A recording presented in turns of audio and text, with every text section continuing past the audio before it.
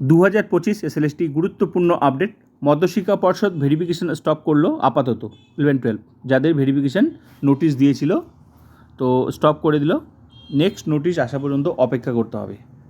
তবে এসএসসির নোটিশ কিন্তু এখনও আসেনি। এটা হচ্ছে মধ্যশিক্ষা পর্ষদের এই ওবিসির জন্য যে নোটিশটা বেরিয়েছিল, এটা কিন্তু অরিজিনাল নোটিশ।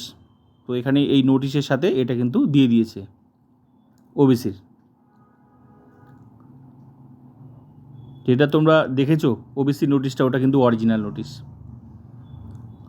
তো ওবিসির জন্যই আপাতত স্টপ করলো। তবে নেক্সট নোটিশ আসা পর্যন্ত অপেক্ষা করতে হবে। এটা মধ্যশিক্ষা পর্ষদের পিভিআর মানে 11-12 ডকুমেন্টস ভেরিফিকেশন যে নোটিশটা দিয়েছিল সেটা। তবে নেক্সট মানে ক্যান্সেল হয়নি। এসএসসির কিন্তু নোটিশ কিন্তু এখনও দেয়নি। 14 তারিখে যে কাউন্সেলিং শুরু হওয়ার কথা, আজকে ডিটেলস দেওয়ার কথা, এখনও কিন্তু দেয়নি। তো নিশ্চয়ই সেটা কি করবে, নোটিশ আসলে সেটা তোমরা বুঝতে পারবে। এসএসসির জন্য কিন্তু অপেক্ষা করতে হবে। 9-10-এর ভেরিফিকেশান চলছে, সেটা স্টপ হবে কি হবে না সেটার জন্যও কিন্তু স্টপ মানে অপেক্ষা করতে হবে। তো ভেরিফিকেশান তো চলছে কন্টিনিউ। যেহেতু নোটিশ দেয়নি, তাহলে আশা তোমরা করতেই পারো যে হবে। আর যদি দিয়ে দেয় তাহলে বুঝতে পারবে যে আপাতত স্টপ করলো। তো দেয়নি যখন, শুধু মধ্যশিক্ষা পর্ষদের ভেরিফিকেশানটা স্টপ করলো।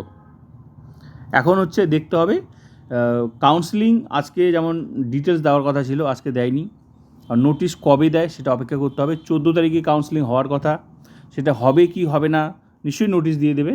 আর 9-10-এর ভেরিফিকেশান চলছে, সেটাও স্টপ হবে কি হবে না সেটার জন্য নোটিশ দেখতে হবে। তবে নেক্সট নোটিশ কিন্তু এসএসসি অবশ্যই দেবে,